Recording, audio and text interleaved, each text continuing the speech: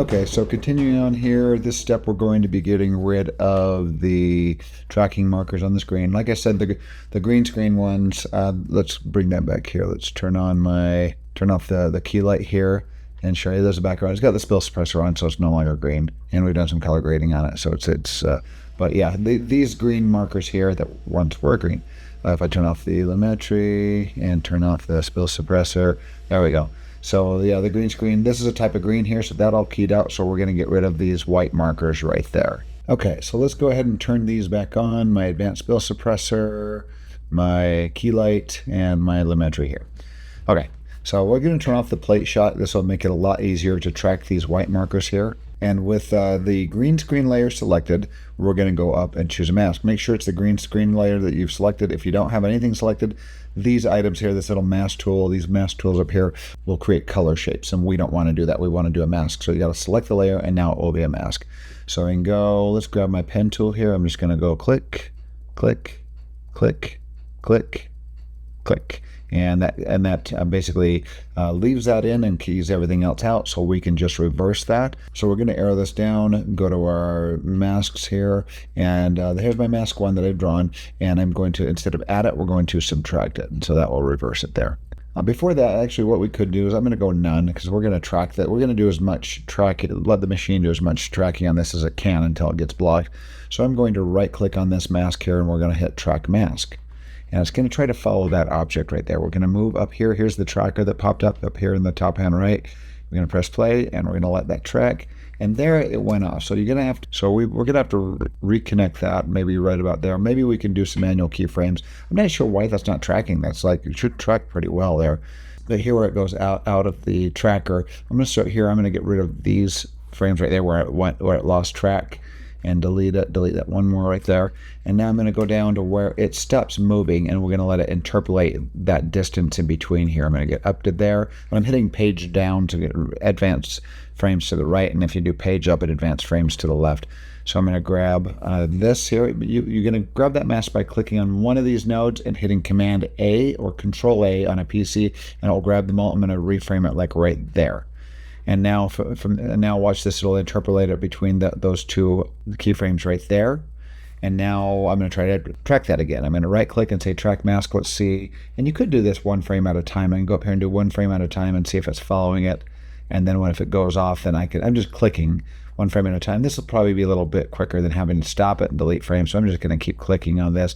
And right there, it's starting to lose track of it a little bit. So I'm going to select maybe a few keyframes here, delete those, go back to this keyframe, and then let's see, we're going to move up. I'm going to move a few frames here where it stops moving, just right where it stops moving for a second, or changes direction. Select that key, select that node, hit Command A or Control A, and reframe it. And now let's go through and try to track this one frame at a time. So the track is still going. Let's click. And that's staying within the area there, but still it's starting to get really, really close. So I'm just going to grab this keyframe right there and just drag it over a little bit. And let's do page up and see kind of what it is. So it's still keeping it cut where it will be cut out. It's keeping it framed within there. But let's advance this a little bit more. And right there, we're going to have to move this down like that. So this is just kind of this little tedious playing with it to try to keep it stay within the mask there. So I'm going to actually zoom up on this a little bit, and I'm going to get rid of maybe these two keyframes here because it seems to be going off a little bit within that area there. And we're just going to make sure that it stays inside the box the entire time. If it gets close, it's fine as long as it is staying within the box there. So I've got it on this keyframe here. Let's go back to our track. It disappeared, so I have to right click and say track mask. It brings this back, and now I can go one frame at a time. Let's try pressing play forward and see what it does. Let's see, it lost track. So, and it's probably because it's a little bit out of focus. It usually tracks these masks usually track a little bit better than that. But we could page down, and I'm just going to grab all this here, and select all these nodes, and I'm just going to keep reframing this. And it looked like it stayed in there the whole time. So right about there, and this is every time I move this, it's adding a new keyframe. So right there, keeping it within the box. I'm going to keep doing this till I get to the end here. But let's see if there's at some point the staff moves in front of it. So I'm going to keep doing this until I see the staff move in front of it, and we'll show you where we go from there. Okay, so here I have a point where the mask, where the staff moves in front of it. We're going to rotoscope this later on, just a little note, but I'm just going to keep doing this, even though that staff moves in front of it, because it's going to remove the staff here when we tell it to subtract. So I'm going to, let's show you it here. So when I change this to subtract, it's going to cut out that portion of the staff, which we'll have to rotoscope, and we'll show you how to do that in a different step here. So I'm just going to go back to none, and I'm going to keep tracking this here until I get to the end. Then I'll come back and show you what we've got.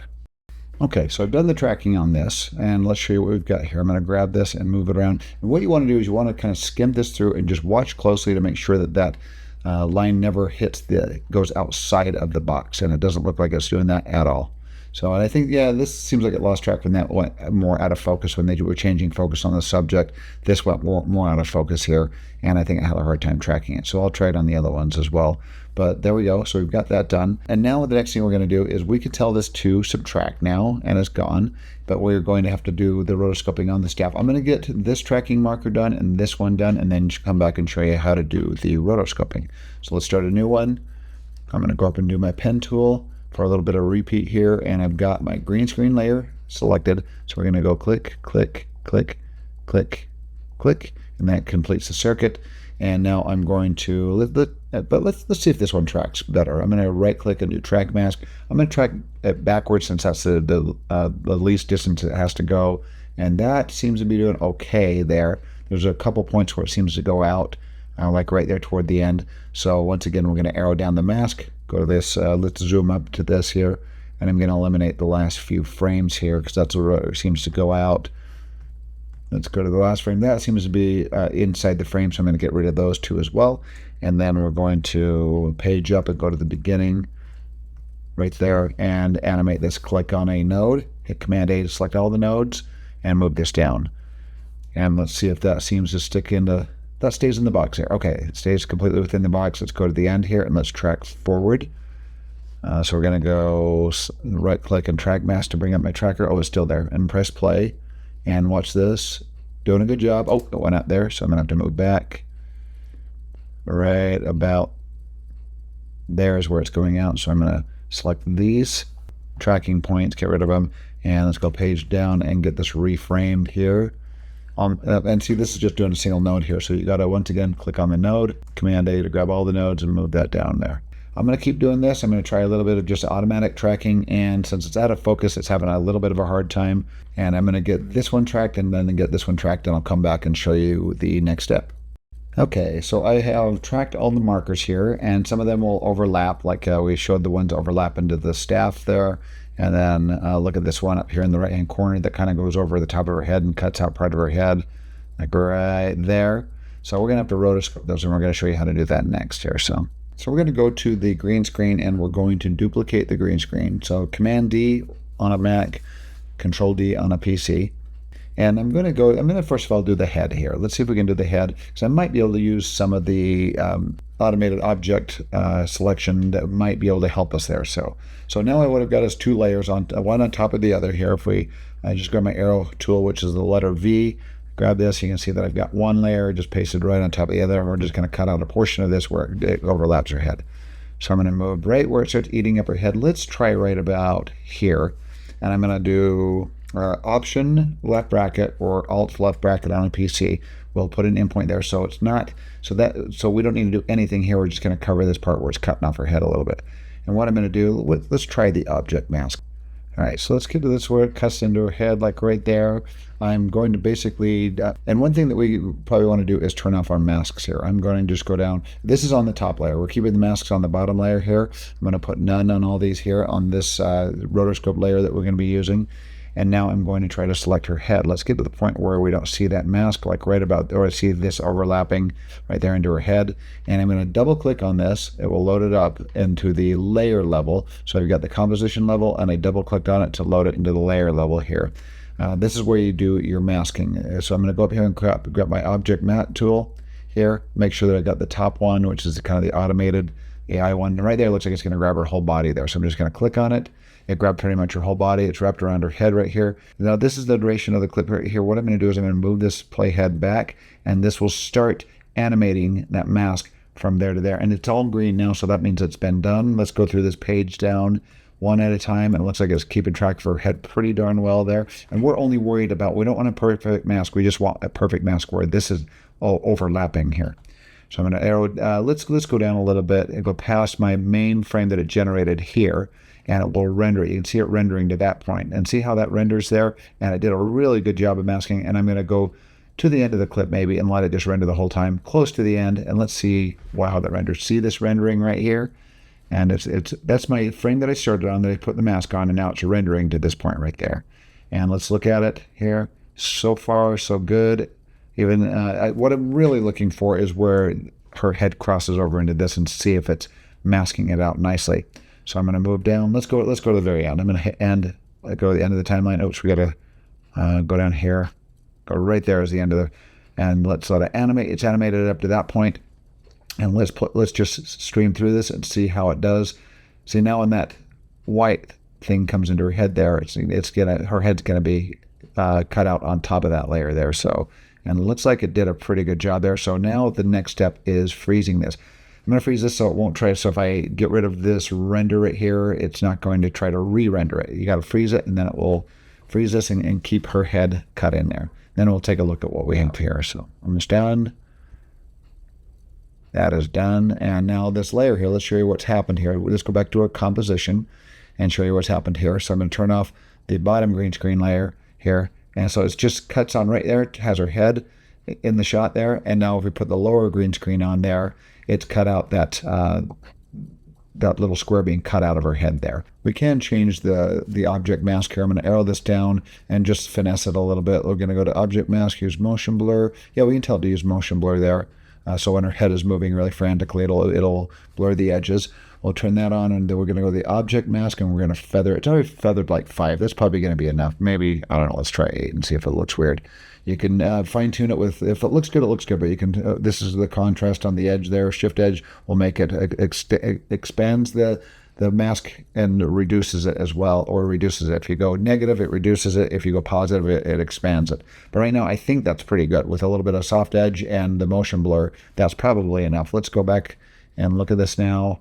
There we go. So now it does not cutting that head off the top of it right there. See, this is what we've got on the layers here. I'm going to move this. So that is my object mask tool. Now it's got that cut in front of her head to get rid of the object mask, and I'm going to undo. And now that her head is on top just for these frames right here where her head kind of moves over the top of it.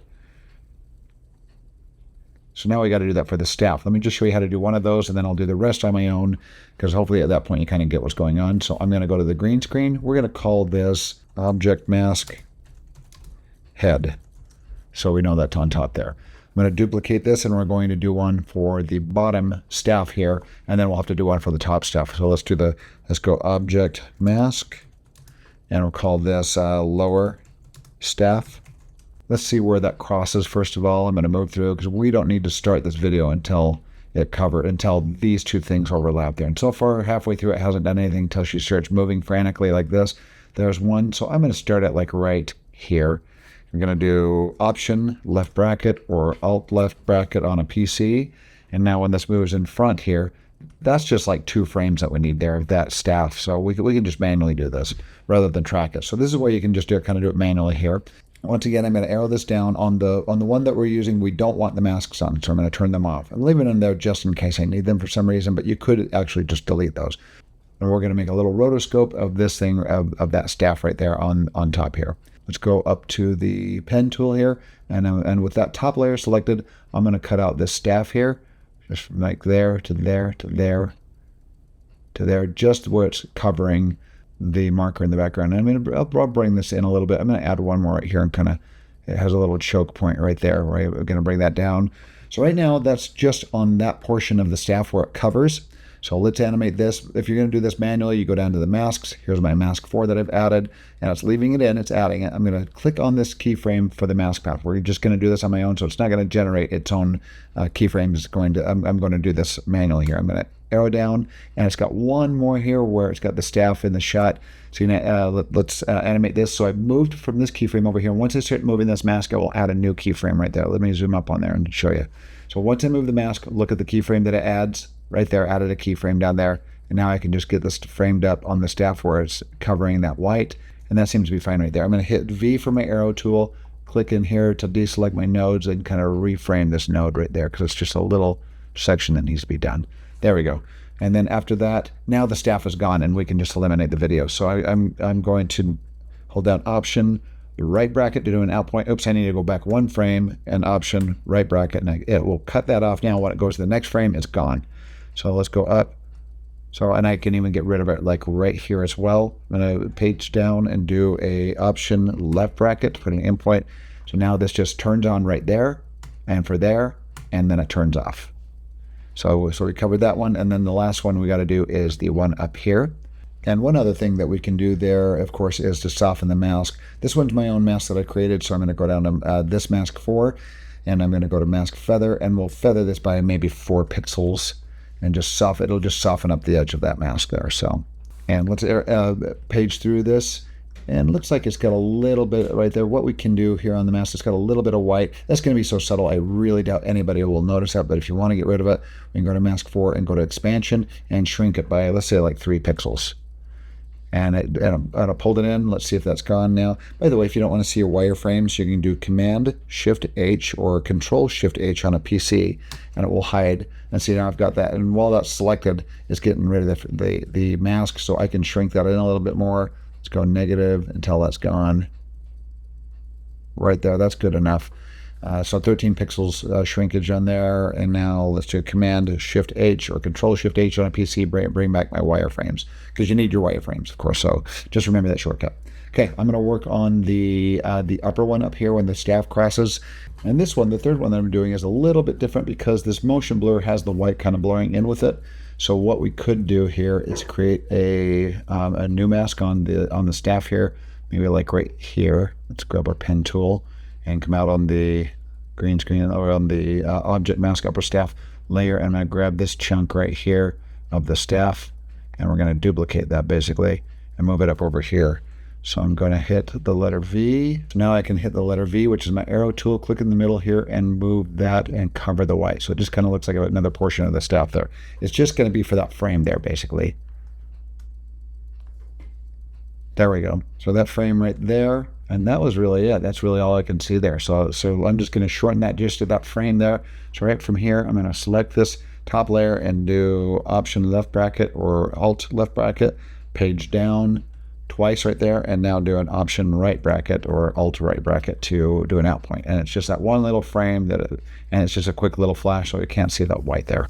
Okay, so that's it there. We've gotten rid of all of our white markers that were left over. And the next step I'm going to be doing is hopefully creating an orb to go into the green screen ball right there. So we'll have to basically generate like a glowing orb or whatever we're going to use. We're going to have to motion track this as well, and maybe do some manual tracking as well. And then we're going to attach that orb to the glowing orb to this green screen orb that's left over there. So let's turn back on our plate shot, and there we go. Okay, that'll be the next step.